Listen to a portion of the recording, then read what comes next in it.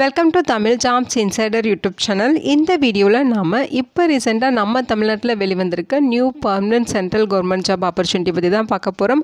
இந்த நோட்டிஃபிகேஷனில் உதவியாளர் கேட்டகரியில் போஸ்டிங்ஸ் கொடுத்துருக்காங்க. இனிஷியல் சேலரி பெர் மந்த்துக்கு 18,000 56,900 வரைக்கும் பேசிக் பே இருக்கும். இது இல்லாமல் உங்களுக்கு எக்கச்சக்கமாக அலவன்சஸும் ப்ரொவைட் பண்ணுவாங்க. ஸோ அலவன்சஸ்லாம் சேர்த்து ஃபஸ்ட்டு மந்த் சேலரி 36,000 கிட்ட சொல்லியிருக்காங்க. மினிமம் குவாலிஃபிகேஷன் பார்த்திங்கன்னா நீங்கள் 10ஆம் வகுப்பு பாஸ் பண்ணியிருந்தாலே போதும். அதுக்கு மேலே நீங்கள் என்ன படிச்சிருந்தாலும் அப்ளை பண்ண விருப்பப்பட்டீங்கன்னா நீங்கள் எலிஜிபிள் தான். அப்ளை பண்ணுறதுக்கு female category, SC, ST, PWD கேட்டகரிக்கு ஃபீஸே கிடையாது. இவங்க ஃப்ரீயாகவே ஆன்லைனில் ஃபார்ம் மட்டும் சப்மிட் பண்ணாலே போதுமானது. இந்த போஸ்ட்டுக்கு ஆன்லைன் மூலமாக தான் விண்ணப்பிக்க போகிறீங்க. அப்ளை பண்ணுறதுக்கு February 6ஆம் தேதி வரைக்கும் உங்களுக்கு டைம் கொடுத்துருக்காங்க.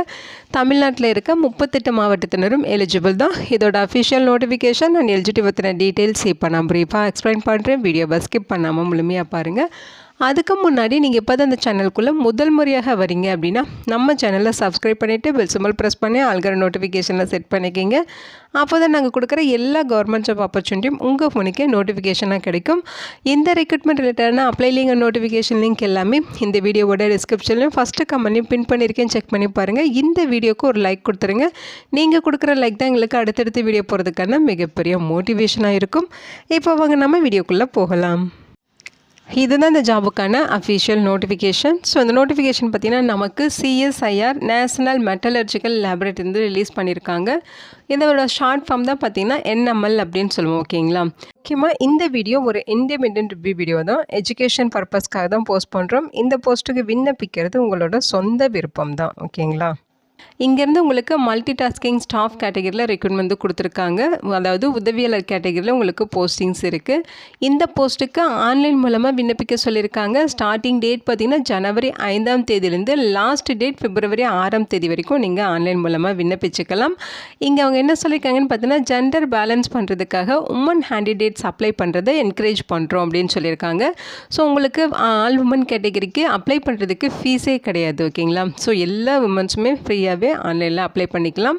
போஸ்டிங்ஸை பொறுத்த வரைக்கும் மல்டி டாஸ்கிங் ஸ்டாஃப் கேட்டகரியில் ரெக்ரூட் பண்ணுறாங்க. மொத்தமாக 22 வேக்கன்சிஸ் ரெக்ரூட் பண்ண போகிறாங்க. இதில் யூஆர் கேட்டகரிக்கு 7 வேக்கன்சிஸும், AWSக்கு 4, OBCக்கு 3, STக்கு 8 வேக்கன்சிஸ் கொடுத்துருக்காங்க. ஓகேங்களா, ஸோ இங்கே MTSலேயே வந்து வேரியஸ் போஸ்ட்டு கோடில் உங்களுக்கு வேக்கன்சிஸ் கொடுத்துருக்காங்க. இதில் பார்த்தீங்கன்னா M01 போஸ்ட்டு கோடில் MTS போஸ்டிங்ஸ் இருக்குது. இதில் 14 வேக்கன்சிஸ் இருக்குதுன்னு சொல்லியிருக்காங்க. ஒவ்வொரு கோட் வைஸ் வேக்கன்சிஸ் வந்து கம்யூனிட்டி வாரியாக பிரித்து கொடுத்துருக்காங்க, செக் பண்ணிக்கிங்க. ஸோ இந்த 14 வேக்கன்சிஸுக்கும் நீங்கள் அப்ளை பண்ணுறீங்க அப்படின்னா 10ஆம் வகுப்பு பாஸ் பண்ணியிருந்தாலே எலிஜிபிள். ஓகேங்களா, நீங்கள் 10th ஸ்டாண்டர்டோ அல்லது மெட்ரிகுலேஷனோ பாஸ் பண்ணியிருக்கீங்கன்னா நீங்கள் எலிஜிபிள் சொல்லியிருக்காங்க. M02 இந்த போஸ்ட்டு கொடுக்க 2 வேக்கன்சிஸ் இருக்குது. இதுக்கு நீங்கள் ஐடியில் எலக்ட்ரீஷியன் முடிச்சிருந்தா எலிஜிபிள். M03ல் உங்களுக்கு 1 வேக்கன்சிஸ் இருக்குது. ஐடியில் கார்பெண்டர் ட்ரேட் வந்து கோர்ஸ் வந்து கம்ப்ளீட் பண்ணியிருக்கீங்கன்னா நீங்கள் எலிஜிபிள் சொல்லியிருக்காங்க. அடுத்து M04ல் 1 வேக்கன்சிஸ் இருக்குது. ஃபிட்டர் ட்ரேடில் நீங்கள் ஐடிஐ முடிச்சிருக்கீங்கன்னா நீங்கள் எலிஜிபிள். அடுத்து M05ல் 1 வேக்கன்சிஸ். ஃப்ளம்பர் ட்ரேடில் நீங்கள் ஐடிஐ முடிச்சிருக்கீங்க, ஐடிஐ பாஸ் பண்ணியிருக்கீங்கன்னா நீங்கள் எலிஜிபிள். M06ல் 1 வேக்கன்சிஸ் இருக்குது. இதுக்கு நீங்கள் ஐடிஐயில் ஏர் கண்டிஷன் அண்ட் ரெஃப்ரிஜரேஷன் இது ரிலேட்டடாக நீங்கள் ஐடிஐ முடிச்சிருக்கீங்கன்னா நீங்கள் எலிஜிபிள். அடுத்து M07ல் 2 வேக்கன்சிஸ் இருக்குது. இதுக்கு பார்த்தீங்கன்னா நீங்கள் computer operator and programming assistant வந்து ஐடிஐயில் வந்து முடிச்சிருக்கணும் அப்படிங்கிற மாதிரி சொல்லியிருக்காங்க. சேலரியை பொறுத்த வரைக்கும் இனிஷியல் பேசிக் பே 18,000 56,900. இது இல்லாமல் எக்கச்சக்கமாக உங்களுக்கு அலவன்சஸ் ப்ரொவைட் பண்ணுவாங்க. ஃபஸ்ட் மந்த் சேலரியும் அப்ராக்சிமேட்டாக உங்களுக்கு 36,000 ரூபாய் கிடைக்கும் அப்படிங்கிற மாதிரி சொல்லியிருக்காங்க. ஏஜ் லிமிட்டை பொறுத்த வரைக்கும் அப்பர் ஏஜ் லிமிட் கொடுத்துருக்காங்க. 25 வயது வரைக்கும் இருக்க ஆண்கள் பெண்கள் எலிஜிபிள் அப்படிங்கிற மாதிரி சொல்லியிருக்காங்க.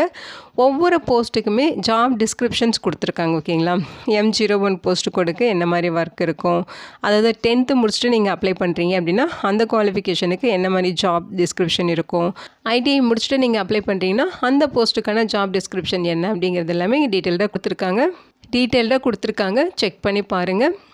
ஸோ இங்கே பார்த்தீங்கன்னா குவாலிஃபிகேஷன்ஸ் தான் மென்ஷன் பண்ணியிருக்காங்க. செலெக்ஷன் ப்ராசஸை பொறுத்த வரைக்கும் உங்களுக்கு காம்படேட்டிவ் ரிட்டன் எக்ஸாமினேஷன்ஸ் இருக்கும்.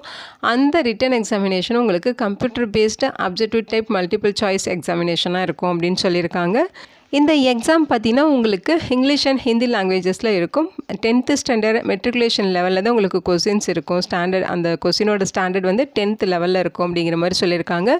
150 கொஸ்டின்ஸ் ரெக்யூட் பண்ண போகிறாங்க. 2 மணி நேரம் எக்ஸாம் இருக்கும் அப்படிங்கிற மாதிரி சொல்லியிருக்காங்க. ஸோ அந்த எக்ஸாம் கொஸ்டின் பேப்பரில் 4 பார்ட்ஸ் இருக்கும். ஓகேங்களா, எக்ஸாம் பேட்டர்ன் இது தான். ஜென்ரல் இன்டெலிஜென்ஸில் 25 கொஸ்டின்ஸ், குவான்டிடேட்டிவ் ஆப்டிடியூடில் 25 கொஸ்டின்ஸ், ஜென்ரல் அவேர்னஸில் 50 கொஸ்டின்ஸ், இங்கிலீஷ் லாங்குவேஜில் 50 கொஸ்டின்ஸ் கொடுத்துருக்காங்க. ஒரு கொஸ்டினுக்கு உங்களுக்கு 3 மார்க் ப்ரொவைட் பண்ண போகிறதா சொல்லியிருக்காங்க. அதே மாதிரி நீங்கள் மிஸ்டேக் பண்ணிட்டீங்க அப்படின்னா ஒரு ராங் ஆன்சருக்கு ஒரு நெகட்டிவ் மார்க் வந்து டிடெக்ட் பண்ணிடுவாங்க. ஓகேங்களா, ஸோ ஒரு ஆன்சர் நீங்கள் தப்பாக பண்ணிங்கன்னா டோட்டல் மார்க்கில் 1 மார்க் வந்து டிடெக்ட் பண்ணிடுவாங்க. ஸோ இதெல்லாம் மெரிட் லிஸ்ட்டுமே பார்த்தீங்கன்னா ரிட்டன் எக்ஸாமினேஷனில் நீங்கள் என்ன மார்க் வாங்குறீங்களோ அதை வச்சு தான் மெரிட் லிஸ்ட் வந்து ப்ரிப்பேர் பண்ணுவோங்கிற மாதிரி சொல்லியிருக்காங்க. ஓகேங்களா, ஸோ இங்கே வந்து பார்த்திங்கன்னா ஜென்ரல் கண்டிஷன்ஸ் கொடுத்துருக்காங்க. அதர் கண்டிஷன்ஸை பொறுத்த வரைக்கும் இது ஒரு சென்ட்ரல் கவர்மெண்ட் ஜாப் ஆப்பர்ச்சுனிட்டி. நீங்கள் இந்தியன் சிட்டிசன் அப்படின்னாலே இந்த போஸ்ட்டுக்கு எலிஜிபிள் தான், தாராளமாக அப்ளை பண்ணிக்கலாம். பிளேஸ் ஆஃப் போஸ்டிங்ஸை பொறுத்த வரைக்கும் நம்ம தமிழ்நாட்டில் சென்னையிலுமே உங்களுக்கு வேக்கன்சிஸ் இருக்குது. சென்னையிலுமே உங்களுக்கு போஸ்டிங்ஸ் கிடைக்க வாய்ப்பு இருக்குது அப்படிங்கிற மாதிரி சொல்லியிருக்காங்க. நெக்ஸ்ட்டு பார்த்திங்கன்னா இந்த ஜாபுக்கான ப்ராபஷன் பீரியட் பார்த்தீங்கன்னா 2 இயர்ஸ் சொல்லியிருக்காங்க. அந்த 2 இயர்ஸ் ஒர்க்கு நீங்கள் கம்ப்ளீட் பண்ணிட்டீங்க அப்படின்னா உங்களுக்கு வந்து போஸ்டிங்ஸ் வந்து பர்மனெண்ட் ஆகிடும். அதையும் மென்ஷன் பண்ணியிருக்காங்க. இதுதான் அஃபிஷியல் வெப்சைட் அட்ரஸ். இந்த வெப்சைட் அட்ரஸில் போய்ட்டு தான் நீங்கள் ஆன்லைனில் அப்ளை பண்ணணும். ஏஜ் லிமிட்டை பொறுத்த வரைக்கும் 18 25 வயது வரைக்கும் இருக்க ஆண்கள் பெண்கள் எலிஜிபிள். இதில் உங்களுக்கு ஏஜில் ரிலாக்ஸேஷன் கொடுத்துருக்காங்க. எஸ்சி எஸ்டினா 5 இயர்ஸ் ஏஜில் ரிலாக்ஸேஷன் இருக்குது. அவங்க 30 வயது வரைக்கும் இருக்கவங்க எலிஜிபிள். ஓபிசியாக இருந்தால் 3 இயர்ஸ் ஏஜில் ரிலாக்ஸேஷன் இருக்குது. அவங்க 28 வயது வரைக்கும் இருக்கவங்க எலிஜிபிள் அப்படின்னு சொல்லியிருக்காங்க. இன்கேஸ் நீங்கள் widow, divorced woman and woman judicially separated from their husbands who are not married இந்த கேட்டகரியில் வர்றீங்கன்னா உங்களோட மேக்ஸிமம் ஏஜ் லிமிட் பார்த்தீங்கன்னா 35 வயது வரைக்கும் இருக்கவங்க விண்ணப்பிக்கலாம்னு சொல்லியிருக்காங்க. இந்த கேட்டகரியிலேயே எஸ்சி எஸ்டி கேண்டிடேட்ஸ் வந்து ஃபீமேல் இருக்கீங்க அப்படின்னா உங்களுக்கு 40 வயது வரைக்கும் ஏஜில் ரிலாக்ஸேஷன் இருக்குது. ஓகேங்களா, இன்கேஸ் நீங்கள் பிடபிள்யூடி கேட்டகரியாக இருக்கீங்கன்னா உங்களுக்கு ஏஜில் பார்த்தீங்கன்னா ஜென்ரல் கேட்டகரியாக இருந்தால் 10 இயர்ஸ் ஏஜ் ரிலாக்ஸேஷன் இருக்குது. எஸ்சி எஸ்டினா 15 இயர்ஸ் ரிலாக்ஸேஷன், ஓபிசினா 13 இயர்ஸ் உங்களுக்கு ஏஜில் ரிலாக்ஸேஷன் இருக்குது அப்படிங்கிற மாதிரி சொல்லியிருக்காங்க.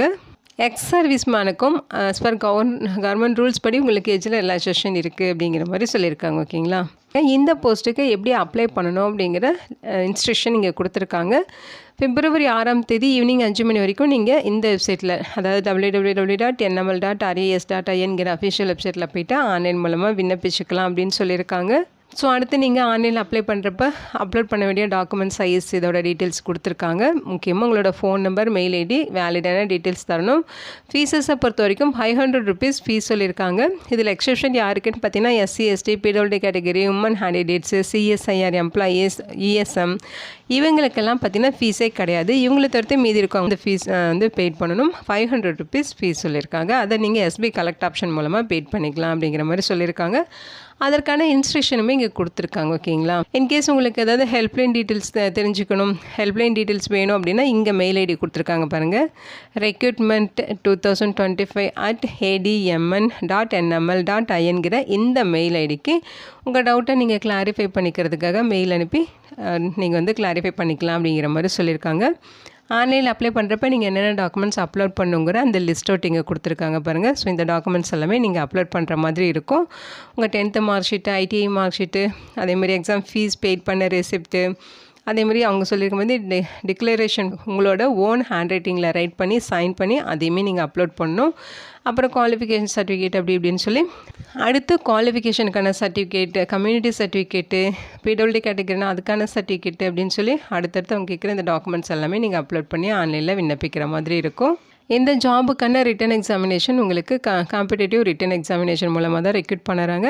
இந்த வீடியோ உங்களுக்கு யூஸ்ஃபுல்லாக இருக்கும்னு நினைக்கிறேன். உங்கள் ஃப்ரெண்ட்ஸ் அண்ட் ரிலேட்டிவ் அப்படின்னு சொல்லி நிறைய பேருக்கு இந்த வீடியோவை ஷேர் பண்ணுங்கள். இந்த போஸ்ட்டுக்கு விண்ணப்பிக்க இன்ட்ரெஸ்ட் இருக்கவங்க விண்ணப்பிச்சுக்கோங்க. Thank you so much and bye.